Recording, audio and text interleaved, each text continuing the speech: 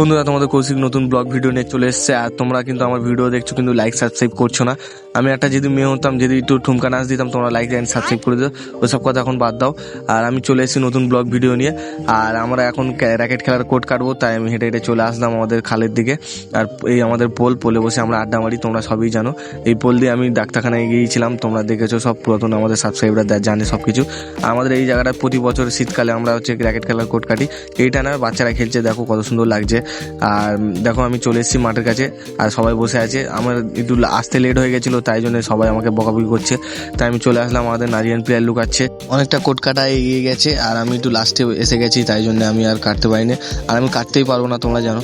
আর চলে এসেছে, আর এখন রেস্ট নিচ্ছে, রোদ পড়েছে বলে গরম হচ্ছে খুব, তাই রেস্ট নিচ্ছে বসে বসে, এখন ছাওয়া যায়। আমরা প্রতি বছর শীতকালে এখানেই আমরা র্যাকেট খেলার কোর্ট কাটি।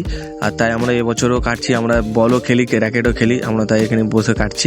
আর আমি এখন বসে আছি, আমি কোর্ট কাটতে পারবো না, তাই জন্য আমি বসে আছি। আর ওরা এখন কোর্ট কাটছে, আর আমি আমার ব্লগ ভিডিও শ্যুট করছি। আর দেখতেই পাচ্ছ, ও এখন মাটিগুলো তুলছে, সব আস্তে আস্তে দাগের লাইনে মাটিগুলো তুলে নিচ্ছে। আর এই এখন সাজেশান দিচ্ছে, আর আমি তাই বলছি যে এইভাবে ওইভাবে কাটতে। আর এখন আরেকজনের দম হয়ে গেছে, তাই জন্য আরেকজন এসে কাটছে। মেয়েদের সবাই সাপোর্ট করে, কিন্তু একটা ছেলেকে সবাই সাপোর্ট করে না। আর ছেলেরা সবাই লাইফে কষ্ট করে ওঠে। আর আমি জানি বন্ধুরা, তোমরা আমার পাশে আছো। লাইক অ্যান্ড সাবস্ক্রাইব করো বন্ধুরা, দেখিয়ে দাও ছেলেরাও কমতি না। টাটা।